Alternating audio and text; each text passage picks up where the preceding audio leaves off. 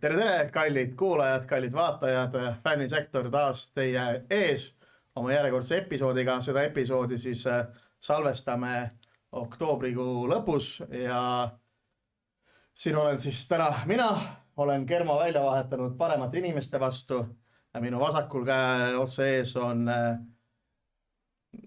Maarja Tromp, Nõmme Kalju. Tere. Fännisektsiooni juht ja minu paremal käel ees on FC Flora suvine täiendus David Andreas. Tere, David! Tervist, tere kõigile! Me siin nii sõbralikult, et meil mõlemal täna debüüt selles podcastis, et fännisektor, ma arvan, et kõige ägedama nimega jalgpalli podcast üldse, et ma tegelikult eelmine nädal kuulsin, et siia tuleb selline põnev külaline, siis ma mõtlesin, et see on selline episood, mida isegi nagu ootaks. Ja nüüd asjaolude kokkulangemisel olen siin ise täna episoodis ka, et loodetavasti tuleb siis põnev kuulamine. Ja kutsusime siis Kermo asemel Maarjo, sellepärast, et Maarjal on kindlasti väga palju põnevaid küsimusi. Nagu me kõik teame, siis Maarjo on panustamise kuningas, kõik Eesti talendid viimased 15 aastat läbi vaadanud, teinud süstemaatilist tööd, agendid kirjutavad talle Instagrami, TikTok, igale poole, vaadake, mul on siit Aasiast mingi kena talent, härra Maarja Tromp, kas saaks ta Kaljusse testima, et Maarja on selline hobiskaut, siis Maarja on siia väga sobiv küsimusi küsima ja arutlema. Aga David, kes sind veel ei tea, et tutvusta ennast, kes sa oled, mis sa oled, kus sa mängid, mis positsioon, vana oled? Ja, et kes ei ole kuulnud, praegult olen FC Flora mängija, David Andreas, 23-aastane, et olen siirdunud siis Rumeeniast, ise olen elanud Hispaanias, et on olnud selline pikem tee, aga olen tagasi Eestis. Ja, kusjuures mul on ka mõned fotod, mis tänases kogusse ei jõua, kus ma tean, et ma tean mõlemad sinu õde, David, ja üks sinu õde on pidanud Flora eest väga palju mänge. Kindlasti Eesti jalgpalli üldsus teab teda võib-olla rohkem inimesena, kes on teinud 10 000 fotosi mängude, ehk Anna Andreas, tervitused ka sulle, Anna, et Anna mängis Floras veel siis, kui Flora naiskond tiitlit ei võitnud. Kahjuks praegu nad võidavad, kuna naiste tasandil ma ikkagi hoian Saku Sportingu poole, aga olen näinud ka pilti, kuidas väike David on seal niimoodi kõrval, kui tõden siis Flora särgis ja David on seal, urraa nagu, et rohevalge südames juba. Ja, et ma olen lapsest saati kogu aeg kõikidel mängudel käinud ja mind kogu aeg kaasa võtnud. Ma praegult ise tegelikult ei mäleta, aga olin päris tihti tema kaasas seal Flora väljakutel. Kuna mina mäletan Davidit sellest ajast, kui ta oli enam-vähem nii pikk, siis minu esimene mälestus oli kus oli siuke mingi suvaline parkimisplass, kus väike David, kes oli varem toeg võib-olla 3 aastane, oli palliga ja see oli siuke killustiku täis plassi, tüüp oli nagu tossudega killustiku peales pallidega.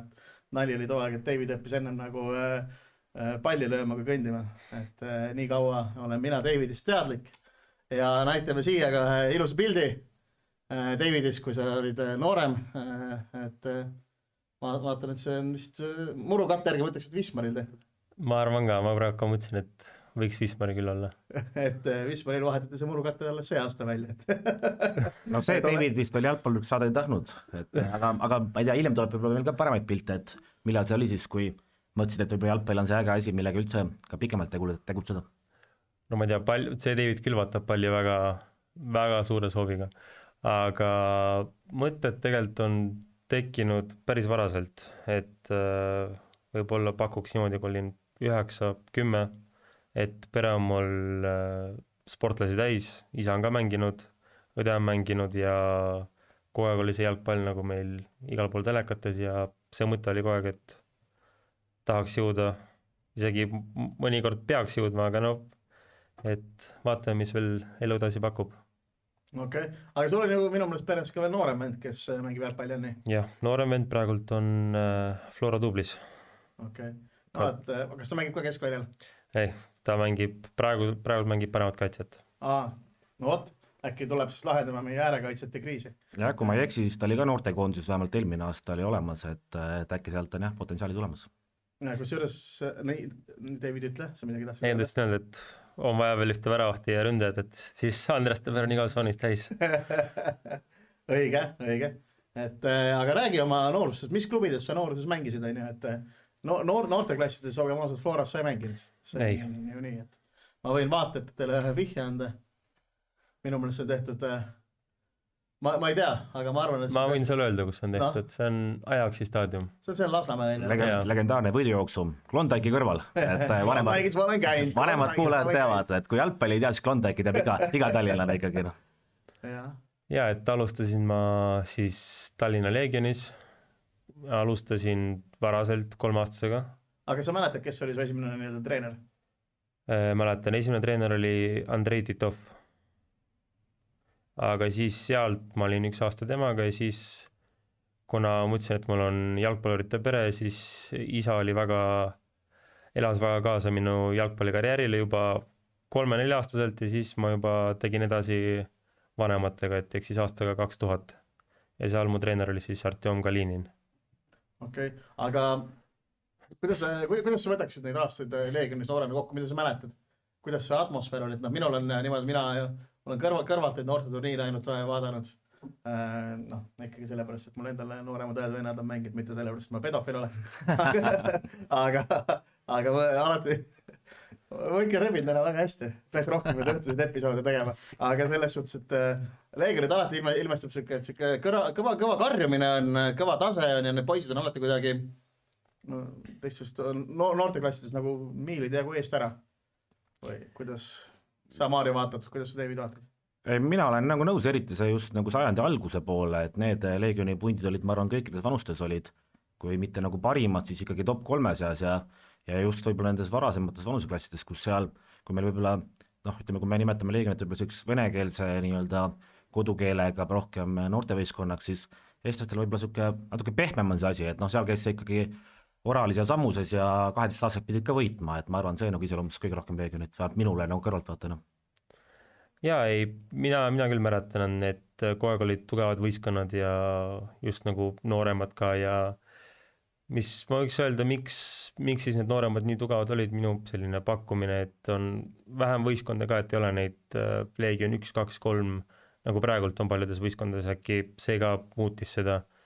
Aga muidu ma mäletan, et ajad olid väga, väga ilusad ja kogu aeg olid turniirid igal pool ja me olime, minu arust minu vanus oli see võistkond, kes vist Eestis reisis kõige rohkem, et reisisime praktiliselt iga nädal turniiridele. Aga kas sul keegi nendest võistkonnakaaslastest praegu ka profijalgpalli mängib? Kellega sa Leegionis olid? Ma mängisin 2002-2001 vanustes Šapovaloviga viimased aastad. Et tema vist mängib ja niimoodi praegult peast pakkuda rohkem ei saaks kedagi. Jah, Kreidlad asjad kõik on nagu vanemad, kes sealt ka tulid. Ja ma mõtlen, et mingi kas Leegionis on ka Jürgen seal või? On ka umbes sama? No ta on käinud, jah. No kus ta läbi käinud ei ole, et siin saaks öelda iga klubi kohta, et ta on kasvatajaklubi. Floras ei ole, Kuressaares ka veel ei ole. Aga jõuab veel. Et tundub, et noorteklassides said kamaluga neid auhindu. No, jah, seal on, võite näha, et ma ei valetanud, kui palju neid turniire meil on olnud. Kus sa hoiad neid asju? Siiamaani alles või? Praegult peale kolimist on nad kuskil keldris. Muidu kõik on olemas. Saab pärast maja muuseumi teha, vaata. Meil avati just ju jalgpallimuuseum, et ma arvan, see kollektsioon on midagi väärt ikka. Ja kulda ja karda koju toodud. Aga kui ma mälu ei peta, siis ei olnud see ju kogu aeg ainult Leegionis, kas sa sealt ära ei liikunud? Ja 2014 ma liikusin sealt Kalevisse. Aga miks siis selline muutus? Oli palju mänge mängitud juba ja 2001 vanus ma seal mõnikord sain nagu aega, mõnikord mitte ja siis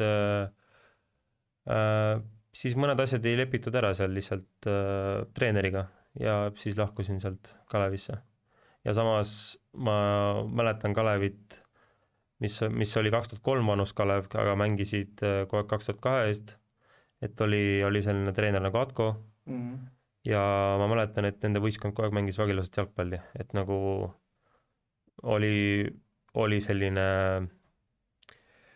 mõnus koht, kuhu minna ja kogu aeg ilusat jalgpalli on mõnus mängida, et nagu tundus meile kõige loogilisem valik just nagu Kalevisse minna.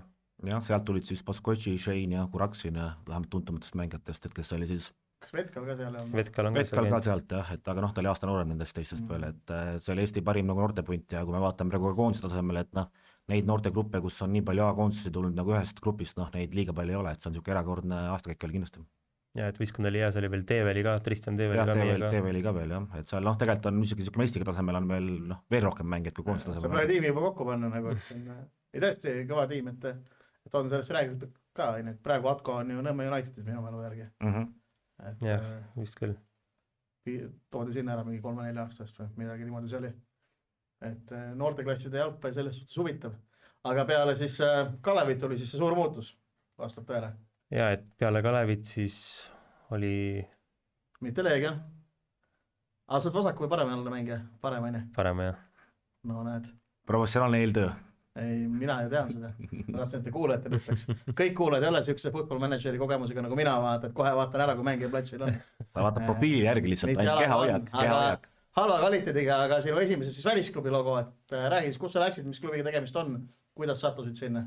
Ja, et alguses kohe Reusesse ma ei läinud, et algusel üldse jutt nagu kolimisest, vanemad tahtsid kolida, tahtsid ka juba Eestist soojamasse riiki, et kõigile meeldib päike, et siis vanemad valisid Hispaania sellise koha ja siis sealt enne seda, kui me kolisime, ma käisin proovimas väiksemas klubis, seal kuhu me kolisime, see oli Cambrils, ta siis meestevõistkond väga ei mängi, ma ei tea, kas ta on 6-7 liiga, aga noortevõistkonnad mängisid nagu kõrgemad liigasi seal. Ja siis ma treenisin seal 2 nädalat, aga nad nagu juba tahtsid mind kohe endale peale esimest päeva. Ja siis seal me lihtsalt rääkides vanematega saime aru, et see ei ole parim klubi Hispaanias, sest meil informatsiooni oli täitsa 0. Ja siis üks vanematest ütles, et proovige sinna. Ja siis meile pakuti just nende nagu nii-öelda selline põhirival tiim, et Tarragona, Nastic Tarragona, kes praegult on 3. liigas. Ja tol ajal ma mängisin keskründajat ja siis seal täpselt oli keskründajat vaja ja peale esimest trenni juba tahtsid mind jälle sinna võistkonda. Ja meile tundus see natuke nii imelik, et peale esimest päeva juba, sest see oli juba teine liiga, see oli parim liiga, mis seal võiks olla. Ja siis ma proovisin veel ühte klubi, mis oli Reus. Seal natukene pikem ja siis me nägime, et trennid on paremad, võistkond tundus ka tugevam ja peale nädalat siis proovimist ma jäin sinna. Ma olin siis, see oli 2015, ma olin siis, kui ma eksin 14. Aga see proovimine on siis nagu ikkagi nagu testimine klubi poolt või siis ka mängijal on ikkagi võimalik, et igaüks saab sinna minna või sa pead ikkagi mingile kvaliteedistandardile vastama seal 13-14 aastaselt, et kuidas sellega nendes, ilmselgelt kui me räägime Barcelonast, Real Madridist ja suurematest Hispaania klubidest, seal on kindlasti kvaliteedimärk, et igaüks sinna minna ei saa, aga kuidas selliste klubide puhul on? Ja Eestiga seda võrrelda tol hetkel küll ei saa, sest level oli palju kõrgem, aga see on nagu testimine, nagu tavaline testimine ja me saime sinna läbi ühe tuttava ja siis pakuti sinna ja siis saime selle nädala ja meeldisin. Aga kuidas see oli, et mis olid need võib-olla siis need nagu öö ja päev erinevused, vaata, et mis Hispaanias tehti ja mis Eestis tehti, et Eestis olid ikkagi Kalevis ja Leegionis olud, mis olid Eesti tasemel ikkagi nagu tipud, ja nüüd läksid sinna Hispaaniasse, et mis oli erinev ja kirjelda seda nii taseme vahet? No niimoodi, et füüsiliselt ma olen kogu aeg olnud valmis ja ma olen olnud selline tugevam mängija Eestis ka oma vanuses siis ja Hispaanias peale esimest trenni ma tundsin, et ainuke asi, mis ma saan teha, magada, sest ma olin nii väsinud ja see kiirus oli niivõrd, see tempo ja kiirus oli niivõrd kõrge, et ma sain aru, et see on üldse teine asi siin. Et see tempo ja see rütm, mis seal oli nagu kogu aeg, ma sain aru, et see on 2 korda kiirem. Aga kaua see kohanemine aega võttis? Mul võttis, kui võrrelda just nagu Reust, siis seal ma olin pikemat aega, see mul võttis 3-4 päeva. 3-4 päeva, see tähendab, et ma olin seal nagu parim, 3-4 päeva, et olla nendega ühes rütmis. Okay.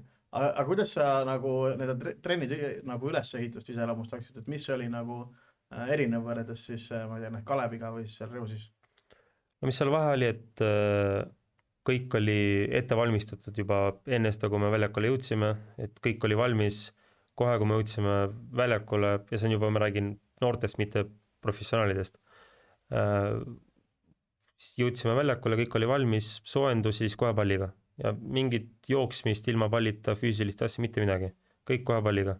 Ainult pallid, rondod, kiired söödud ja mis minu arust põhivahe, mis oli Hispaanias, on ikka nende avanemine ja liikumine, et selle peale oli väga, väga suur aktsent, et kuidas sa pead avanema juba sellises vanuses. Aga kas seal oli siis mitu treenerit oli teie grupi peale siis või? 2 treenerit, 2 ja siis oli Päravti treener, kes võttis rohkem gruppe, nagu rohkem vanuseid. Aga need kutid, kes seal tiimis olid, et kas sa nagu tunnetasid, et noh, ilmselt Eestis seda on nagu mõeldamatu, et kõik 13-aastased kutid tahaks nagu jalgpalluriks saada, olgu see Leegion või Kalev. Aga kuidas seal nagu oli, kas sa tunnetasid, et kõik poisid on ikkagi selle eesmärgiga, et saada profi jalgpalli või oli ka seal pundis selliseid mängijad, kes lihtsalt tegid jalgpalli, et on tore mängida? Mul on selline tunne, et Eestis on sel hetkel praegu ma ei tea, aga kui ma ära läksin, olid siin nagu Eestis rohkem mõttega, et jõuavad kuskile kaugemale. Hispaanias oli just nagu vastupidiselt, et no lihtsalt käisid treenid, lihtsalt tulid kohale, aga selles mõttes, mis levelit nad näitasid, minu arvates pooled pidid jõudma kuskile sealt. Aga lihtsalt tulid trenni ja sellise mõttega nagu, et nemast isa jalgpallur, et nad näevad, et kui raske see Hispaanias on. Aga kas keegi on jõudnud sealt kuskile ka, et mingi mängija, keda võib-olla siis avalikkus tunneb rohkem või ma ei tea, Hispaania kõrgliiga või teine liiga või midagi sellist teada äkki rääkida? Jah, et minu võistkonnas oli üks number 10, Jaume Jardi, ta praegult mängib 3. liigas, aga tema siis sealt liikus Barcelonasse, Reosest, Barcelonast ta liikus Real Madridi, noortekatesse ja siis sealt ta sõlmis lepingu, ma ei mäleta, kas Racinguga Santanderiga. ja nad olid 3. liigas ja siis ta võitis play-off ja sai 2. liigas. Et see on nagu selline, seal oli kohe näha, et ta jõuab. Et see mängija tegi kõike väljakul, vaatan oli mäng, mis isa käis vaatamas, ütles mulle, et võtta mängu rohkem enda peale ja siis ütles mulle, tee nagu tema. Ja siis see mängija viskas aute, lõi palli värava ja asemel, tegi kõike. Ja no seal oli näha, et see on üldse teine mängija. Aga kuidas klubi nii-öelda filosoofia just nagu noorte jalgpallil oli, kas see 3-4 aastaselt, 5 aastaselt oli oluline seal iga hinna eest võita või oli nende jaoks ikkagi küsimus ka nagu mängijate individuaalne areng ja selline pool? Just selle arengu peale ma ei oska sulle vastata, sest ma siis seda küll väga ei näinud, aga rohkem kui vastas su küsimusele, siis ma arvan, et ikka loomulikult nad läksid kõik mänge võitma, sest see oli siis liiga divisioon honor, mis on 16 parimat võistkonda Hispaanias ja siis seal 4 gruppi. Nagu tulebki seal 4 gruppi, kus on 16 parimat võistkonda sul ja siis seal juba sinna sisse saada on juba raske. Et ma sain nagu sinna nii kergelt sisse, et mitte kergelt, loomulikult see ei olnud kerge tee, aga kui praegult ma räägin, siis kõik ütlevad, vau, sa said sinna sisse, et sa mängisid divisioon honoris. Mulle tundus see nii normaalne, aga seal, et juba sinna sisse saada on raske, sa pead veel seal jääma ka sinna liigasse. Et loomulikult kõik treenerid otsisid nagu võitu. Aga samas arendamist oli ka, sest praegult ma tuletasin meelde, et meil oli niimoodi, et esimesed pooled me kogu aeg võitsime. Et oli niimoodi, et mäng Hispaanioliga. Hispaaniol oli siis palju tugevam kui Barcelona, just nagu meie vanuses. Ja esimesed pooled võidame ja siis olid seal niimoodi selline poliitika klubil, et tulid vahetused ja vahetasid terve võistkonna välja. Ja siis teises pooled läksidki niimoodi, et 3-2, 4-2 ja lõpuks kaotsamegi. No see oli ikka natuke selline Eesti loogika ka, et kõik peavad rõõmsad olema ja anname kõigi šokolaadimedali, et vaatame, mis edasi saab. Midagi, mida Tallinna Kalevis enam juhtuma ei hakka. Väga õige, see nii-öelda mentaliteet peabki muutuma. Aga kas see Roisi tiim, kes seal oli, et kas nad sellisel külmal novembrikuisel famal hakkama saaksid Narvas? Või oleks see hoopis teine jalgpall, kus oleks kargel Eesti mehel eelis, tuul puhub, külm on, sitt on, väljak on halb, üks vale astumine, sul on hüpekas läinud. Ei, ma arvan, et kui me räägime siis juba esindusest, siis ma arvan küll, sest tol hetkel nad mängisid teises liigas. no ja esindus on 4A, aga ma ütlen noored, et kui me paneme Narva noored versus Reusi noored, on ju, ma arvan, et need Reusi noored tulevad siia, nad ehmatavad kangeks, nad vaatavad, et see pole jalgpalliplats, te mängite nagu asfaldil siin, nagu, et mida te teete nagu. Et tingimused on ikkagi teine ja kliima määrab ka selle tegelikult päris palju ära, et sina nooruses, on ju, kui sa mõtled, sa ikkagi mängisid ka hangede vahel noorena, on ju, noh, mis tasemel need murud siis olid? Pool trenni kulus sellele, et nagu lund ära lükata enam-vähem. No tegelikult sa üllatad, kui ma ütlen sulle, et Hispaania väljakud on palju hullemad kui siin. Et seal on, kui ma siin olin, siis ma arvasin, et siin on nagu valvad väljakud. Et sa nägid Wismari pilti. Wismari staadion, mis sa pildi peal nägid, oli palju parem kui mõned väljakud Hispaanias. Kuulete, kõik te 3.-4. liiga mängijad, kes te hädaldate, kaasa võetud mina, kes ma olen öelnud, et Wismari on siit muru, paneme kõrva taha. Ma täitsa kinnitan siin, et kui eelmine aasta sai Heinal Valladolidis külas käidud, siis need tingimused või need väljakukatted, mis olid nende noortel, no siis ma ei ole Eestis nii kehval väljakul veel käinudki, kus nende noored treenisid ja see oli La Liga tiim, et see oli minu jaoks ka tegelikult täiesti šokeeriv, et meil siin, ma ei tea, Ivan Stoikovitsid asjad, et ei ole mõtet midagi viriseda, et ei ole see olukord üldse kuidagi nii hull, kui me tahame kohati võib-olla väitana. Aga sa ütlesid, vaata tempo vahe, kui sinna läksid alguses, on ju. Et kas see tempo vahe siis tuleb sellest, on ju, et need on nii palju rohkem ja parema kvaliteediga mängijad teevad kiiremini või sellest, et meil juba poisid väsisid seal lume lükkamisega ära ja sa hakkasid trenni tegema ja siis oligi tempo madalam? Ei, ma pigem palliga, sest seal oli rohkem see erinevus, et sa annad palli, loomulikult kui sa kaotad palli, siis see tempo on aeglane, aga enamus ei kaotanud seal palli ja kohe, mis seal oli erinev, on see, et annad palli kohe liigud teisele poole. Et kogu aeg sa avaned, otsid uut liikumist endale ja nad teadsid, mida teha juba ette. Aga Reusist sai su periood läbi, et miks läbi sai ja edasi sa liikusid ju siia on mul info õige Leidasse. Jah, et see oli üllatus ka minu jaoks, et ma liikusin sealt edasi, sest muidu Preos oli selline väga hea koht, kuhu jääda.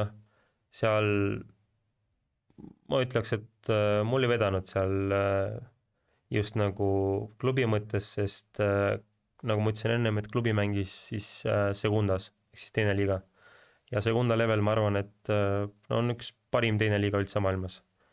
Segunda ja ma võib-olla ütleks teine Bundes ja Inglismaa. Ta nagu parimad teised liigad ja siis loomulikult ma tahtsin sinna jääda.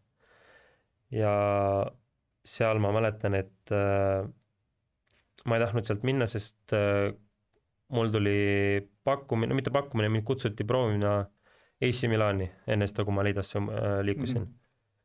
Ja nad nägid mu mingit mängu koondisest, siis kutsuti AC Milani.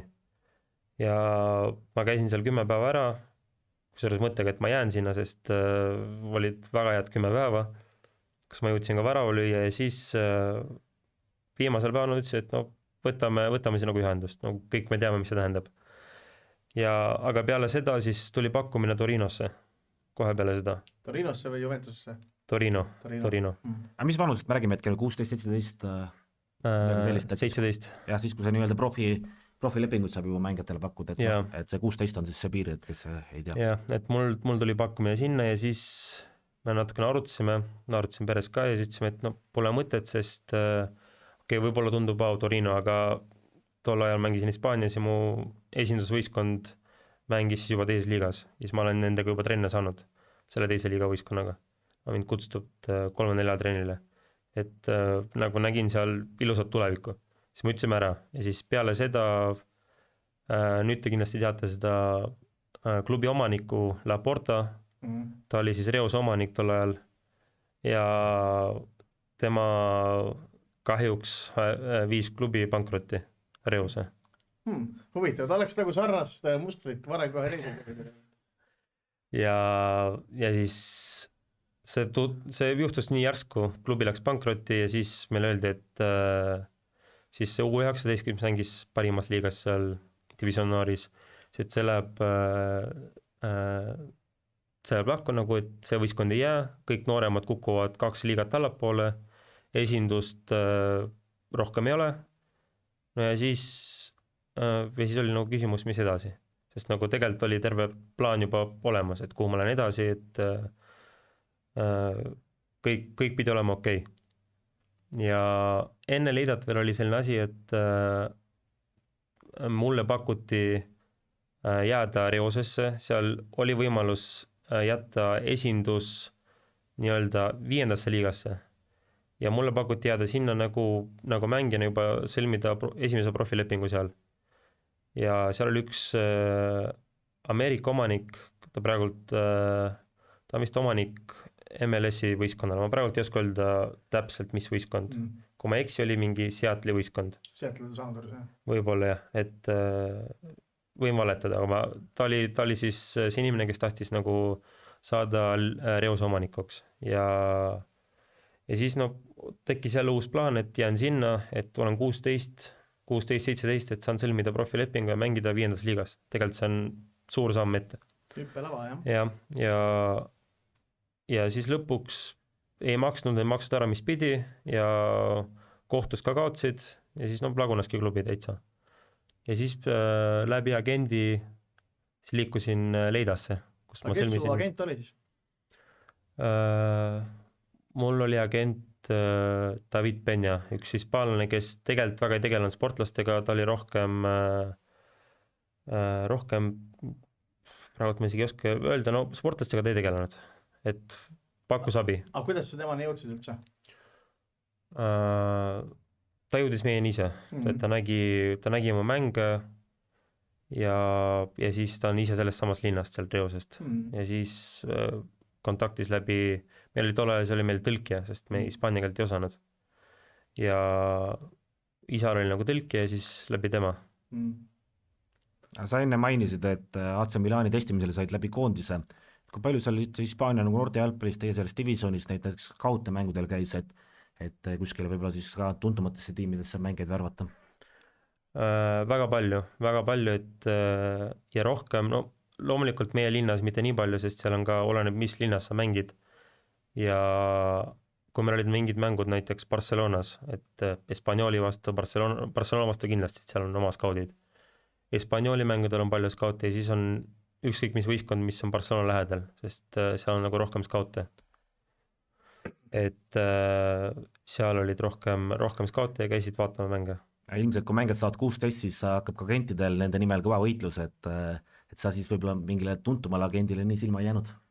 Kahjuks mitte, et tuntumale jäänud ja seal nii suurt võitlust nagu loomulikult, kui sul on numbrid, kui sa lööd 20 väravat 2 hooaega järjest, siis loomulikult sul pole mingit agenti ja siis klubi tuleb ise ja võtab see ära, et seal nagu kui tugevam klubi tahab, siin keegi ei hoia sind kinni, kõik lasavad, ütlevad mine.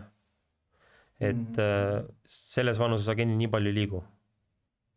Aga Leidasse siis sa jõudsid läbi agendi? Jah, läbi sama agendi. Ja kuidas seal oli siis profileping? Jah, seal ma sõlmisin oma esimese profilepingu. Ja nemad siis mängisid too hetk Leida 3. liigat? 3. liiga, jah, enne Covidit.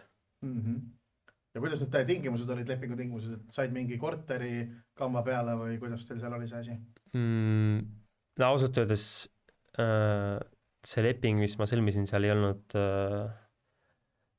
nii läbipaistev, sest seal mul juba oli vaja nagu klubi, sest ma ei teadnud, kuhu edasi liikuda ja aeg ka tiksus, sest algas hooaeg ja siis agent leidis sellise klubi, aga me ei vaadanud läbi nii hästi need lepingud ja ma ütleks, et see ei ole rohkem nagu meie viga, see on rohkem klubi viga, sest klubi on teinud väga paljude mängijatega koledaid asju seal Leidas.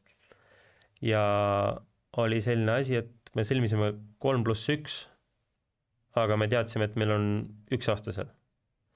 Et minu peas ma sõlmisin 1 aasta seal. Ja siis me saime teada, need läitsid meile lepingut, näitasid, et väga sellises väikses kirjas 3+1 kuskil lehekülje lõpus. Mulle muidugi kõlab see agent ka mitte kõige usaldusväärsemalt või siis mitte kõige professionaalsemalt, et ma tahaks eeldada, et inimene, kes natuke õigusmaailma tunneb ja lepinguid läbi suudab lugeda, siis loeb iga asja läbi, mis on ka väikse kirja. Ja nagu sa ütlesid, peale seda me koostööd ei teinudki selle agendiga, aga muidu jah, tingimused olid, ühed olid paberi peal, teised olid, mis nad maksid, sest see klubi nagu üldse väga ei maksnud ka mängijatele, isegi esindusmängijatele, et seal niimoodi, et sain korteri ja esimene aasta ma elasime 2 ühe esindusmängijaga, kes oli siis hiinlane, kelle isa oli üks omanikutest. aga sind algul ikkagi sinna palgati, kui ikkagi noortevõistkonna mängijat või juba esindusvõistkonna mängijat? Ma tegin juba esimestest nädalatest trenne juba esindusega ja mängisin siis noortega. Et ma olin vist ainukene minu võistkonnas, kes me tegi trenne esindusvõistkonnaga. aga mingid mängud sa ikkagi said esindusvõistkonnast ka lõpuks kirja, et siis läks mõni aasta läks äkki aega või? Jah, et lõpuks sain kirja, kui tulid omanikude vahetusid omanikud ja siis see asi läks nagu palju paremini seal sujuvamalt. Ja hakkasid palgad tulema, hakkasid okeilt maksma, et asi läks korda seal. No näed, vaheta hiinlased välja, elu läheb paremaks. Ikka ei tasu neid kommunisti närakaid uskuda. Siin tuleb kiita Aivar Pohlakut, kes ei lase hiinlasi Eesti jalgpalli. meil palgavõlgnevusi ei ole, klubi juhtimisega probleeme ei ole, mängijad on õnnelikud. Nüüd hakkas Maarjo lihtsalt ironiseerima. Ei hakanud ironiseerima. Aga... Need on faktid, Matis. No, mina mäletan ikkagi sõpru, kes on jalgpallifooras pooleli jätnud kunagi, sest palgad ei tulnud üle ja pesema pidi külma veega. Need olid halvad ajad. Ja, need olid halvad ajad, need on möödas, aga Leidas ma eeldan, et siis soe vesi oli olemas ja palgad hakkas ikka tulema, aga Leida oli siis taseme poolest oli kehvem kui Reus. Jah, et taseme vähe oli näha ja samas ka noortes ka, et mis probleem seal Leidas oli, et see on üks linn, mis asub Saragossa kõrval, mägede pool ja seal põhiprobleem on selle scoutinguga, et nad ei leia õige leveliga mängijaid, et siis noortevõistkonnas saada. Et probleem oli selles, et noortevõistkonnas puudus see tugev lööl, mis oli nagu Reuses sul on, seal ütlevad niimoodi, et kõik, mis on ranna juures, on tugevamad mängijad on seal. Ranna juures ja Barcelona juures. Et see on nagu kõige tugevam koht, kus mängida. Ja kui suure staatusega see klubi üldse on, et paljudel näiteks pealtvaatajad oli või mis see tähelepanu üldse sellele jalgpalliklubile kohalikus kogukonnas oli? Omanikute poolt, kui ma rääkisin ennem, et neil oli nagu suva selle võistkonna peale, aga mis mulle seal väga meeldis, oli see, et fännid elasid igat mängu, nagu see oleks nagu viimane mäng. Et see fanbaas, mis seal oli, et fännid ajasid meil siis omanik ära. Niimoodi, et 10 000 inimest seisavad staadioni ees ja karjuvad, et fännid olid seal, elasid igat mängu ja elasid kaasa ja olid meiega, et ja staadion oli päris suur, staadion oli, kui ma ei eksi, 11 000, midagi Pale Coq Arena sarnast. Ja aga see oli täis, see oli nagu, mitte iga mäng võib olla, aga no 8-7 000 olid stabiilselt. Ja selles mõttes linn nagu elaski, et niimoodi, et ootasid laupäeva, pühapäeva, et oleks mäng. Ei, väga äge, see ongi nagu õige jalgpall, et mitte mingid ärimeeste mängukannid ei ole jalgpalliklubid, vaid kogukonna süda, et sellist asja ma alati kiidan, et aferistidest jalgpalliklubi omanikud mingi minema, minu sõnum. Õige, et kas asub ka tegutsema selle nimel, Maarjo? Olen kätt pulsil hoidmas. Väga, aga Leidas sai aeg läbi ja siis liikusid sedasi Rumeeniasse vastab tõele. Yeah. Oli huvi mujalt ka või kuidas see Rumeenia siin ette jäi? Ma ütlen niimoodi, et Leida tegi mulle pakkumise, nad pakkusid mulle 2 aastat veel seal sõlmida ja nad nägid suurt potentsiaali minus ja lubasid mulle minuteid, aga mina lihtsalt võib-olla mentaalselt põlesin ära seal, ma ei saanud hakkama, ei tahtnud üldse seal linnas olla, sest ma olin seal 3 aastat, 2 aastat olid väga pingelised seal, sest omanikute teema, maksud, siis oli ka probleem elamisega, et nagu on, nagu ei ole ja samas nagu tundsin, et tahan midagi uut ja siis seal oli pakkumine, mul oli siis, leidsime uue agendi, kes on ise rumeenlane ja pakkus 3. liigat Rumeenias. ja mis selle klubi nimi on? Sigetu Marmatsi. mina olen siin selle kanali teises podcastis olen kõvasti raiunud, et ma ei soovita Eesti jalgpalluritel analoogsetesse keskkondadesse minna, et kui sa kiire kokkuvõtte teeksid ja soovitusi teistele jalgpalluritele oma kogemuse baasil, kas on mõistlik minna jalgpalli mängima Rumeenia 3. liigasse? just see, mis see kõik see eluolu on, võimalikud probleemid, sellest me võib-olla jõuame ka rääkida, et just see, ma isegi ei mõtle nagu jalgpallist poolt, ma mõtlen seda kõik, mis võib sellega kaasneda, kui asjad ei ole nii ilusad, kui lubatakse. Jah, mina ei soovita noortele sinna minna, kui see ei ole esimene liiga. Isegi mitte teine, kui see on esimene liiga, siis see on, ja mitte ükskõik mis võistkonda. Et kõik võistkonnad, mis on tabelis allapool, sinna ei soovita. Aga samas see on nagu üks risk, mille ma võtsin ja miks ma sinna pikemaks jäin, oli see, et ma võib-olla ise tahtsin endale demonstreerida, tahtsin nagu võib-olla isegi kuidagi jõuga saada sinna kõrgemale, aga see on üks risk, sest minu arust seal on võimalik kiiresti tõusta. Et see võimalus on, aga see on selline, isegi mitte 50-50, see on rohkem nagu 20-80. Aga ma arvasin, et ma saan sellega hakkama. Mis linnas sa üldse elasid seal? Oli see mingi väike linn, et nägime me elu, mis on, ma ei tea, Eestiga võrreldes 30 aastat tagasi või kuidas see eluolu kogemus seal oli? No mina sain šoki. Mina sain esimesel päeval, kui ma jõudsin sinna, mina sain šoki, sest linn on väike, see on täpselt Ukraina kõrval ja esimene pilt, mis mul on see isegi telefonis ka, ma filmisin. Kui ma hommikul trenni läksin, ma nägin, kuidas inimesed jalutasid lehmaga niimoodi, et nad oleksid nagu koerad, aga tänaval. Ma filmisin ja siis ma nagu peas mõtlesin, et kuhu ma sattusin. Aga siis tundus juba see Leida lepingu pakkumine ja 7 peatavat päris hea, ma arvan. Ei, aga samas miks ma selle valisin, sest samas ma tundsin, et nagu see suhtumine oli teine ja ma esimest korda nagu tundsin, et neil on mind väga vaja ja see suhtumine oli erinev selle Leidaga, ma tundsin, et ma seal nagu esiteks palga mõttes sain väga hästi makstud ja tingimused olid tegelikult ilusad. Okei, kõik see, mis seal väljaspool jalgpalli on, see on teine asi, see on loomulikult ei ole nii ilus, aga tingimused on väga head seal nagu Rumeenias ja miks ma ütlesin, et see on risk selline 50-50, sest tegelikult tingimused on väga-väga head Rumeenias, kui nagu mängida kõrgemal. Aga see oli ka siis, sinu klubi oli siis mingi rikka kohaliku ärimehe nii-öelda mänguasi või oli see ikkagi ka selline, ma ei tea, linna jaoks auasi? Rohkem linna jaoks, sest linnas pole mitte midagi teha. Et... Ma mõtlen just nagu rahastuse poolt, et sa ütlesid, et seal saab nagu palka hästi, et kus need finantsid nagu tulevad pigem? Jah, et seal oli palju sponsorid, seal oli 3-4 sponsorit ja meil oli niimoodi, et meil oli aasta peale budžett oli klubil peaaegu 2 miljonit eurot 3. liigal, esimene aasta. Iga aastaga see oli aina kõrgem.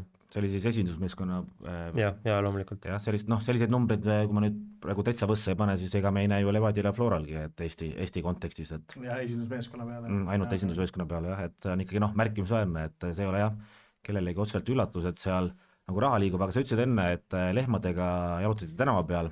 Kas Karjamaal ka mängiti? Kahjuks jah. Kahjuks oli... Ma ütlen aastalt, vabandust, segan vahel, et ma olen eeltööd teinud, et ma olen natuke YouTube'ist videosi vaadanud Rumeenia madalast liigatest, et meil kunagi olid, Maardu mängis meil kõrgliigas ja siis olid ka mingid, ma ei mäleta, kuidas seda kutsuti, vaata, aga mingid rõngad olid sinna väljakul tekkinud, et seal Rumeenias meenutas ka ikka väga huvitavaid vaatamisi. See kui õhtutad napsu vaata ja siis krossikaga sõitma, ketsi ma pole vaata. Ja, et kahjuks olid kolemad väljakud ka. Aga samas mis mind üllatas on, kui palju inimesi jälle käis mängudel, et jah, linnas polnud midagi teha, aga me oma 4-5 tuhat saime täis iga mäng. noh, julm on mõelda, ma räägin siin Eesti kontekstis, et see oli kolmas liiga, onju, et eelarve 2 milli, 4-5 tuhat, onju, et mis on Eestis kõige suurem publikunumber, mille eest sa mänginud oled? ma arvan, Leva mäng. mingi 1000 või? 1000. jah, ta oli külm. aga kui suur see linn oli umbes, et noh, Rumeenia ise on muidugi väga suur riik ja väga palju inimesi, et noh, pole see Bukarestis seal käib väga palju inimesi, noh, see ei ole kellegi üllatus, aga mis see sinu linna suurus umbes oli, et mida me Eesti kontekstis nagu võrrelda võiks? Kindlasti väiksem kui Pärnu. noh, see on julm, noh, ma räägin, me siin oleme uhked, et Pärnu tuleb 200 inimest vaatama, onju. no mitte 200, ütleme 700 inimest, et jah, see on no ma võrdleks, see oleks nagu talu, no mingi selline natukene suurem, et kaubanduskeskus ei ole, mõned poed on ja aga mis sa tegid seal vabal ajal siis? rakid. trenni, et nagu seal pole midagi teha, seal ongi nagu, et mis meil oli niimoodi, et klubi poolt pakuti elamine, pakuti toitumine 3 korda päevas ja me elasime nagu kõik koos. Meil oli selline suurem hotell võistkonna peal ja elasime kõik koos seal, sest enamus ei olnud seal linnast. Sest no nagu võiks arvata, et level seal linnas on nagu 0, kui võtta sealt linnast mängijaid. Et kõik on kuskilt võetud ja siis elasime kõik koos ja oligi nii, et trenn, söök, piusaal, tagasi magama uuesti, niimoodi. Et rohkem polegi midagi teha seal. aga kuidas sa siis sealt Florasse tagasi jõudsid, või noh, Florasse jõudsid, et miks sa seal läbi siis sai? Mul oli niimoodi, et ma sõlmisin seal lepingut niimoodi, et loomulikult lubati palju rohkem alguses, nagu selles mõttes, et lubati, et okei, mängid siin hästi, see on üks samm teisest liigast, teine liiga on juba, no teine liiga on teine level, teine liiga on üldse teine asi seal, aga arvates nagu levelit, mõtlesin, okei, tegelikult see on võimalik, sest nagu kui inimesed käivad vaatamas, käivad ka skaudid. Ja ausalt öeldes mul see pakkumine tekkis. Kohe peale esimest aastat mulle tekkis pakkumine siis teises liigas. Meile ma ei võtnud vastu, sest finantsi mõttes nad pakkusid vähem, kui me leppisime kokku ja siis mõtlesin, et teises riigis niimoodi mängima ma ei hakka, et algus ütlevad niimoodi, pärast ütlevad teistmoodi, sellist asja ma nagu vastu ei võtnud, sest üks asi on Hispaania, mis oli juba minu riik, nagu et ma olen seal 7 aastat elanud, et aga Rumeenias, kus ma nagu esimene aasta mängisin, alles õppisin keele ära peale esimest aastat, et nagu ei olnud valmis liikuma sinna. Ja siis, kui ma ei eksi, peale esimest aastat, ma vaatan, kas see oli peale esimest või teist aastat, ma käisin siis proovimas Eestis. Floras ju? Ei, Floras ma ei käinud proovimas. Floras ma käisin proovimas, kui ma ei käinud isegi proovimas, ma olin Floras trennides, kui ma olin Leidas viimasel aastal. Ma mõtlesin, siis oli isegi vist mõned aastad nagu varem, et ma mäletan, sa mängisid Kopenhaageni vastu kontrollmängu Florast.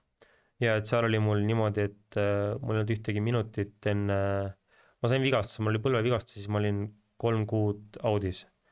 Ja siis me läksime nagu treenima Flora eest, sest meil nagu trenni ei olnud Hispaanias, ma mõtlesin, et mul on vaja nagu kuidagi vormi kätte saada.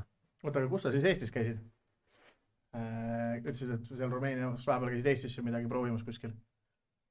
Mitte Floras? Kalevis. Kalevis, jah? Olen Kalevis käinud, jah. Eelmine aasta, jah? Ei, see oli see aasta minu meelest. See oli üle-eelmine. Kui Kalev jah, pronksile sai lõpuks. Kui teeme oli veel seal oli. Aga kuidas see oli siis, et kas, ma ei tea, lõpuks Kalev ei tahtnud sind või sina ei tahtnud jääda, et mis need kuidas see nagu olukord niimoodi lahenes, et sa ei jäänud Eestisse toona? Seal niimoodi, et nagu ma mäletan, et treener tahtis mind, et peale esimest nädalat ma läksin treeneri juurde ja küsisin, et nagu, mis on, ütles, et jaa, palun räägi siis spordidirektoriga. Ja siis peale seda spordidirektor hakkas ühte asja rääkima, treener ütles, et nad tahtsid minu sõlmida, nagu et olid valmis ja siis lihtsalt tuli sõnum, et me tahame, et mängisid meie noored, et tahtsid oma noortega mängida, et nad ei olnud valmis sõlmida siis palga peale mängijaid. saab sõnumi, et me tahame oma noortele võimalust anda, tähendab seda Eestis, et raha ei ole. noh, need noored olid toona Sander Sinilaid ja Marek Kaljumäe keskväljal, et kellele oli vaja võimalust anda. Aga miks tuli siis otsus tulla nagu üldse Rumeeniast tagasi siia siis Florasse? No mul oli niimoodi, et peale teist aastat, kui ma oli teine aasta Rumeenias, mul sellist mõtet üldse ei olnud, sest mina tegelikult olin Eesti vastu, ma ei tahtnud nagu Eestisse tagasi tulla, sest mul oli niimoodi, et kui ma ükskord juba läksin ära, siis nagu väga ei tahaks tagasi tulla. Ja tahtsin nagu edasi mängida välismaal, sellepärast ma nagu edasi läksingi Rumeenias. Ja peale teist aastat meil oli väga hea aasta Rumeenias, kus me jõudsime siis play-offi, jõudsime poolfinaali, kus me mängisime Viiki, esimese aega mängisime Viiki, siis Gloria Bistrica, kes on võistkond, kes on mänginud ennem Champions League'is, selline, kes praegult on kukkunud 3. liigas, praegult on 2. liigas. Ja siis kaotasime penalti teel neile poolfinaalis. See on selline süsteem, et sa 10 võistkonda alagrupis mängite 2 korda iga võistkonnaga, siis edasi esimesed 4 mängivad omavahelist nagu play-offi, te mängite nagu 4 mängu iga võistkonnaga ja siis sealt esimesed 2 saavad poolfinaali, 2 mängu poolfinaalis ja siis 2 mängu finaalis. See on tehtud sellepärast, et on väga palju võistkonda 3. liigas, et nagu alagruppe on palju ja et ühest alagrupist saabki nagu 2 alagrupist saab 1 edasi. Ja seal me jõudsime päris kaugele, meil oli nagu väga hea võistkond, jõudsime kaugele ja sealt tekkisid pakkumised, et seal olid pakkumised 2. liigas Rumeenias ja samas finantsmõttes ma nagu ei võtnud vastu. Et ma lihtsalt räägin, et see on teine riik Rumeenias ma olen välismaalane seal, et loomulikult ma küsin rohkem, sest mul on elamist vaja, ma ei ole enda riigis. Aga kuidas sul kohalikud tiimikaaslased nagu suhtsid üldse sellistesse Rumeenia klubi asjaajamisse, et kas nemad ise uskusid neid klubijuhte ja inimesed seal, kui midagi pannakse paberil kirja, et kas nii on ka või kõigi jaoks ongi see nii-öelda okei käitumine, et kui mingid asjad nii-öelda siis ununevad ära nii-öelda? Kahjuks Rumeenias on okei, sest Rumeenias kõik teavad, et see toimub, kõik teavad, et kõik teevad niimoodi ja keegi ei tee mitte midagi selle vastu. Samas ka kohtunikudega kõik teavad, et see kohtunik on ostetud selleks mänguks, kõik teavad, mis juhtub ja kõik teavad, kõik teised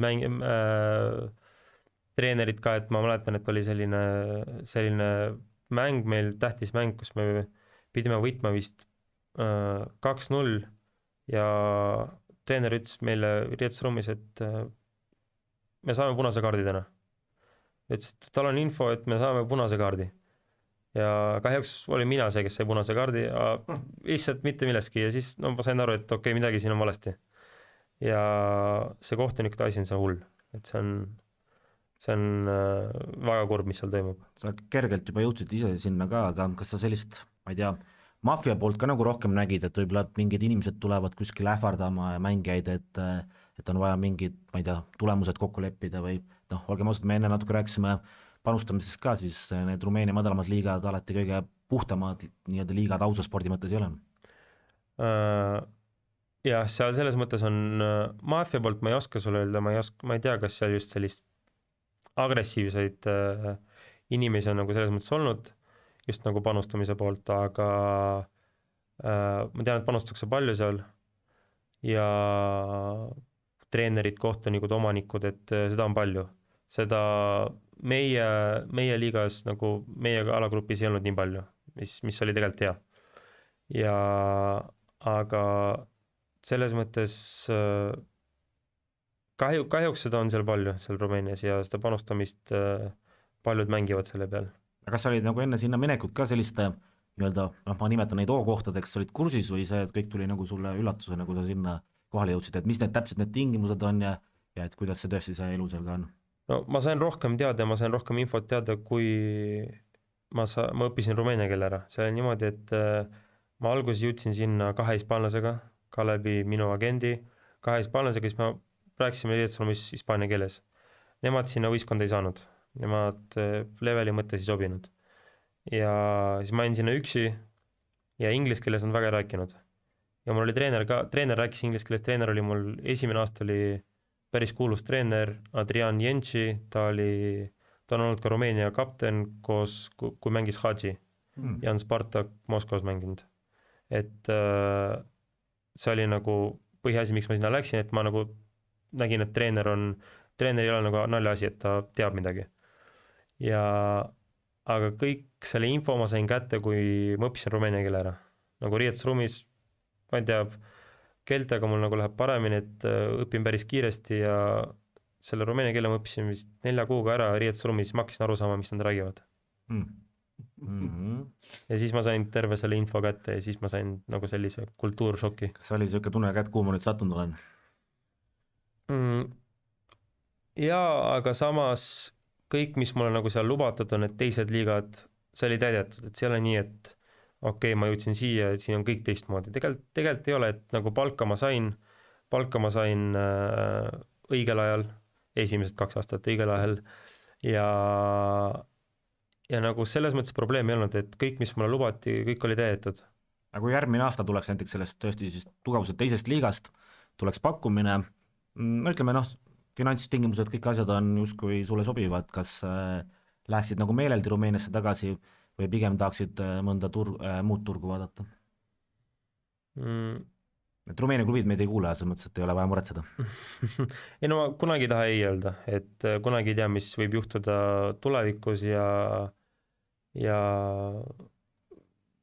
ma ei oska sulle öelda, aga no teine liiga ka oleneb või mis võistkonnas, sest kui on tugevad võistkonnad, siis no võib vaadata, mis nad pakuvad ja mis seal on, aga Rumeenia nagu riik mulle tegelikult meeldis, et mulle meeldis seal elada, et see on niimoodi, et kuhu ma sattusin, ma ei taha sinna mitte kunagi tagasi, et ma ei tea, võib-olla ma olen mentaalselt valmis olnud ja ma olen nagu tugevam, sest mul on nagu olnud juba üks kolimine, ma olen kolinud, olen taastanud selle Hispaaniaga, nüüd ka Rumeeniaga, et nagu riik mulle meeldis ja kui ma õppisin keele ära, siis tähendab, et ma adapteerisin päris kiiresti seal.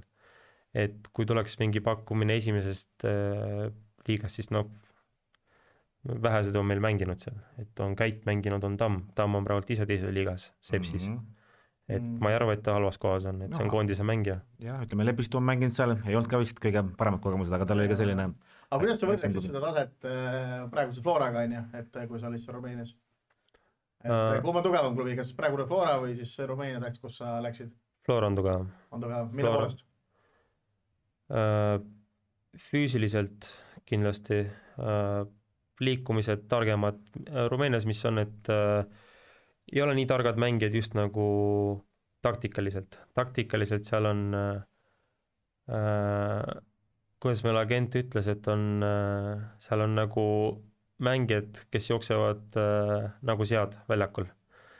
Aga samas väga tehnilised mängijad, et üks ühe vastu no väga tehnilised, selles mõttes, et seal seda kvaliteeti on. Aga mitte piisavalt, et Flora on minu arust on palju tugevam. Aga mis su enda karjääri nagu sihid on, et kus sa jõuda tahad, et Hispaanias oled käinud, Rumeenias oled käinud, praegu tagasi Eestis, et kus sa jõuda tahad või mis on sinu järgmised sammud, mis sa ise nagu mõtled, et ma eeldan, et sa ei ole selline inimene, et okei, et nüüd jääks Florasse, paneks järgmised 10 aastat selleni, et mis edasi?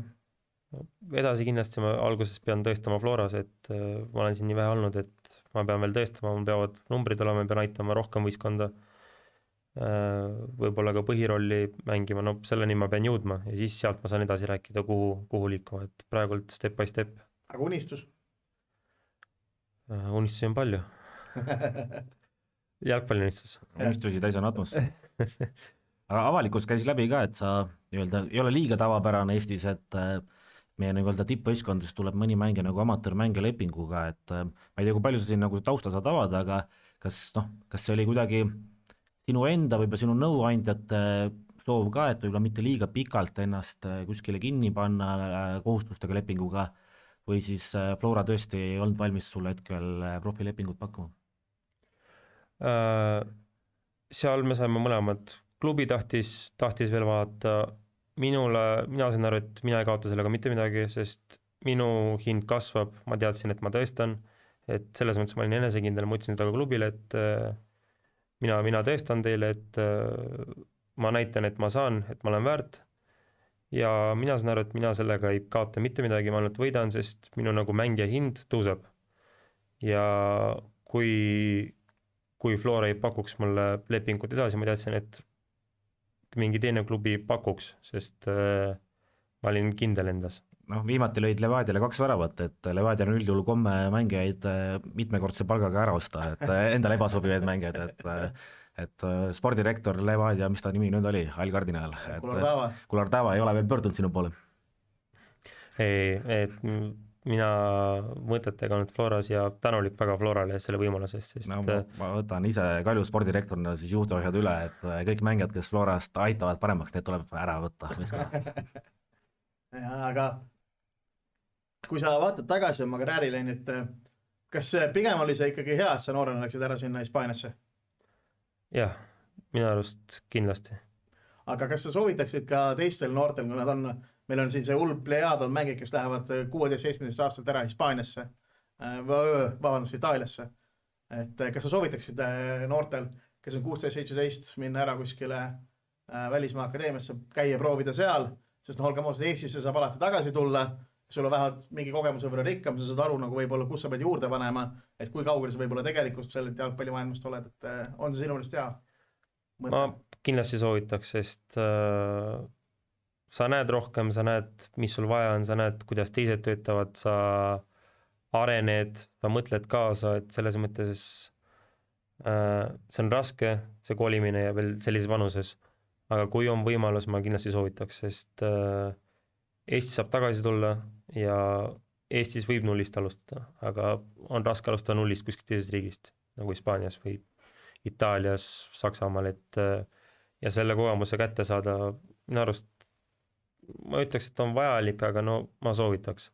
Vaata, sinu olukord on jah, selles mõttes natuke nagu teistsugune, et sul õnnestus tänu kolimistele varem minna, et keskmine mängija, kellel võib vanemaid kaasa ei tule, siis tema jaoks ongi see esimene võimalus alles 16 ja siis me tegelikult tihtilugu oleme nagu Eestis selle juba nagu hiljaks jäänud, et siis on juba nagu üliraske läbi lüüa, et mina ise nii-öelda kõrvaltvaatajana näengi, et kõige tähtsam koht, kus nagu minna, oleks 13-14, et aga paljudel seda võimalust paratamatult ei ole.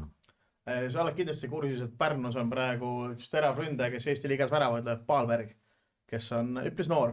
Et kas sinu meelest tema peaks võimaluse korral välismaale proovima või peaks jätkama Eestis näiteks Floras? Hea meelega võtaks ta Floras. Siin on ainult valed vastused hetkel. Okei, jätame kiiruslikud küsimused, et mina ise olen ka pikalt seda meelt olnud, et Eesti mängijad tegelikult võimalikult vara välja läheksid. Et see tase on välismaal parem, rohkem inimesi, see on parem nagu kvaliteet, mis tuleb juba kvantiteedi pealt. Nii palju inimesi, kes seda mängu on lihtsalt rohkem mängivad, toob esile ka nagu need teravamad pärlid, et sa pead enda vastu proovile panema, siis sinu enda tasega tõuseb nagu. Ja no samas see on juba nagu teine küsimus, sest mina kolisin noorena, ma läksin noortekasse mängima aga praegu kui näiteks tuua Paalbergi, siis see mängija, kes on mänginud juba esinduses Premium liigas, on väravad Premium liigas juba esinduse eest, et see on natukene teine asi. Et seal juba on rohkem küsimus, et kes kui palju maksab või kes kui palju teda tahab. Et see on rohkem juba businessi pool, et minu sõit ja kui sa oled veel noorem, see ei ole nii palju nagu business veel. Et see on rohkem nagu lähed nautima, lähed tõestama. Seal on juba rohkem nagu sa valid neile töökohta. See on natukene raskem. Sa sõlmid lepinguid 2-3 aastat, 4. Mina läksin mingit lepingut lihtsalt akadeemiasse treenid. Aga palju sa seda tunned oma kogemuste baasilt, et ei ole päris selline sirgjooneline sõit hetkel olnud, et jalgpall on muidu nagu ilus mäng ja tore mängida, aga see kõik taustal see äri, mis seal käib, teeb sellest mängust ühe inetu mängu. Ma olen seda väga palju kogenud, aga samas on hea, et mul on see kogemus sellises vanuses, et ma ei saanud, mul ei tulnud see üllatusena, kui ma olen 26, 27 ja teen oma esimese lepingu kuskil välismaal, siis ma saan aru, et kõik, et siin ma võin lõpetada karjääri või pean tagasi minema. Et ma olen targem, tugevam ja minu arust ma olen veel noor, loomulikult kui me vaatame praegult neid mängijaid Lamine Yamal, igasuguseid neid noori mängijaid, kes mängivad igal pool. Xavi Simons. Jah, Xavi Simons. Tahtsid, et ma ütleks Barcelona mängija, jah? Ei, mul on meeles, kuidas me ükskord rääkisime sinuga Xavi Simonsist ja siis ütlesid, et sul on ikka natuke kahtlus, kas sellest kutist midagi tuleb. Jah, mul oli kahtlus, sest ma olen tema vastu mänginud ja ma ei arvanud, et ta jõuab kuskile kaugemale. No head jõudis, head tõestas kõikidele, et ta jõudnud juusta pärast, nagu tal oli leping. Aga tal oli jah mingi päris huvitav leping kunagi, et enam, et ta peab sama soengut hoidma, vaata, oligi lepingus klausel, et ta peab soengut hoidma, et oleks ära tuntav nagu marketingi meelest. Ta oli mingi ülinoor nagu. Nike'i poolt ja oli. Ja, et see on nagu tegelikult on suurendane. No see ongi see, kus me jälle jõudsime, et tegelikult sellest kõik on ainult äri ja oma kasu ja nii edasi, et pole vahet, kuidas ta jalgpalli justkui mängib, et peaasi, et oleks ägedad putsad ja ilus soeng. Tegelikult see on igal pool niimoodi, kui sa jõuad kaugele, jõuad kõrgemale, siis mõlemad võidavad. Võidab ka mängija, võidab ka klubi, et siin on lihtsalt, kui palju sa seda tahad ja kui palju sa saad. Aga no mõlemad tegelikult saavad võita seal. Mängijad suure palga ja klubi saab oma need business-äri tööd ära tehtud. Aga kui sa seal Rumeenia 3. liigas olid, et vaatasin su karjääri, et sa oled mänginud kõikides noortekoondistes kuni U21, et sinna sai jõudnud. Kui palju Eestist üldse sul nagu tähelepanu või silma peal hoiti, et kas, ma ei tea, mingid noortekoondise treenerid võtsid ühendust, mänge ilmselgelt vist vaatamas ei käinud, aga olid sa üldse nagu radaril Eesti noortekoondise jaoks? Esimene aasta, kui ma Rumeeniasse liikusin, meil olin radaril ja ma arvan, et ma tegin seal, ma ei tea, kas see on ikka viga, aga no mul tuli nagu meile, et ma tuleks U21-ga treeningutele. Et siis ei olnud mitte mingit mängu, lihtsalt trennid. Ja ma ütlesin ära, sest meil oli 2 mängu, meil oli karikamäng, siis Rumeenia, siis meil oli liigamäng. Ja no ma rääkisin treeneriga läbi, ütles, et mind on vaja, siis me pidime võitma seal ühe mängu kindlasti, siis meil oleks 6 punkti vahe. No tähtis mäng. Ja ma ütlesin ära, sest ma küsisin ka, kas meil tulevad mingid mängud ja vastus oli, et ei, lihtsalt trennid. Ja siis peale seda nagu, ma ei tea, kas solvusid või lihtsalt kadusin radarilt ära ja siis sealt rohkem polnud mitte ühtegi meili sõnumit. No see ongi see probleem just nendes madalamate liigadega, et nende nii-öelda mängugraafik ei ühildu selle rahvusvaheliste koondiste kalendriga, et tegelikult me A-koondise baasikirja, ma ei tea, keegi meist ei tea, kas vastab tööle, aga Patrick Kristali Kölni tubli mängud jätkuvad ka samal ajal, kui A-koondis on ja kuidagi teda sinna pingile langes, et mingid trennid jäävad vahele ja võistkond peab valmistuma ja tegelikult neid näited on Eesti jalgpallis oma jagu, kes mängib seal Itaalia madalamaid liigas ja et isegi Serie B-d ju omal ajal mängiti koondisega samal ajal. Aga lähme siis suurde jalgpalli, et kellele sina nagu pöiad hoiad? David Andreas, Flora mängija, et kelle mängija sa kõige parema meelega vaatad? No olen terve olnud Barca fänn. Õudne inimene. Porta, kes viis Reusi pankrotti ja nüüd viib Barcelona pankrotti, et siis oled tema juhtimisstiili suur austaja. Aga mis need lohod meil nii kehva kvaliteediga on siin? Mina saatsin mitte Ivan, vaata, ma ei ole digiasjandus väga pädav. Ma mõtlesin, sa Paintisse panid kokku mingid Mis siis Paint on? Ma joonistasin, mul oleks 2 nädalat aega. Aga miks just Barcelona teil? Mul on isa kogu aeg vaadanud kõike mänge, käinud eurodel kogu aeg ja ta on kogu aeg olnud Maradona fänn, Maradona ja Argentiina fänn. Ja siis mõne hetk ta oli Milani fänn, olin mina ka Milani fänn siis, kui ma olin väiksem. Ja siis me nägime sellist mängijat nagu Messi. Kes see on? Kui mäletan seda veel, kui ta oli number 19. Ja siis ma olin ka väike, siis ta jäi mulle ka kuidagi silma, siis ma küsisin nagu ta käest, et kes see on, siis jäta meelde. Ja siis selles hetkest ma hakkasin ka jälgima, et küsima, et millal mängib Messi, siis sealt tuligi see, et saingi Barca fänniks.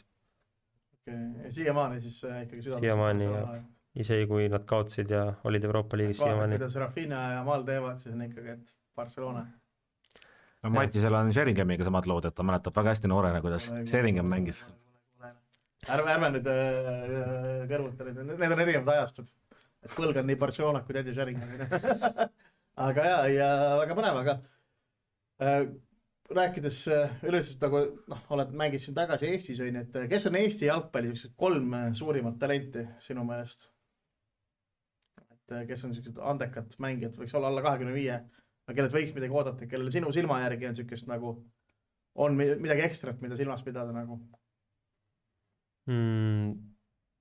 Kindlasti Kristal.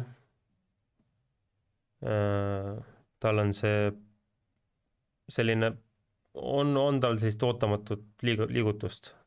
Ma ei tea, kui võrrelda temaga, siis selline vrits, Eesti vrits nii-öelda. Silma mul jäänud Pajo, et ma ei tea, ma olen vaadanud mõnda mänge ennem ka ja siis meeldisid ta liigutused ja selline tark mängija. Ja tooks Paalbrigi ka. Et kaks Pärnu poissi ja üks siis Kölnis. No esimesed 2 olid sellised tehnilist mängijad, 3 oli selline võib-olla ründajalik mängija siis. Et eestlased, kes tavaliselt on ikkagi siuksed, kas keskkaitsjad või väravahid, et... No kui kaitsta tuua, ma tooks siis meie võistkonnast. Kelle? Tovtšiku. Tovtšiku, aga miks? Ma ei tea, tundub mulle selline, ta tundub palju vanem oma mängustiiliga, selline tunne, et ta nagu mängiks 5-6 aastat Premium liigas. Midagi on seal sellist, et kui temaga ääre pool mängid, siis tunned, et kõik on korras. No sinu eksperdi arvamus siis, kas Tovtšik lahendab Eesti A-koondise äärekaitsjate probleemid siis lähitulevikus? Ma loodan, et selle probleemi lahendab mu vend, kes on tulemas. No kunagi võib-olla ühte näeme ühel äärel ja teist näeme teisel äärel. Jah, okei. Aga ma arvan, et tänaseks hakkame kokku tõmbama. Aitäh sulle, David, et leidsid aega. Soovime sulle edukat hooaja lõppu ja soovime, et Maarjo hooaja lõpus nutaks ja läheks arengueestlusi pidama Nõmme Kalju mängijatele. Ei, ma ütlen ausalt, minu soov sai täna täide, et minul oli küll endal põnev, et see on alati tore, kui on episood endal ka põnev teha, et saab suhelda inimesega, kelle võib-olla elust liiga palju ei tea. Aga kallis rahvas, teie palun toetage tribüüni, ostke kohvisi, et saaks kutsuda uusi külalisi, et saaks külas käia Karol Metsadel ja teistel huvitavatel mängijatel. Toetage jälgi tribüüni. Aitäh sulle, David. Aitäh kutsumast, aitäh teile. Ja tšau. Tšau. Tšau.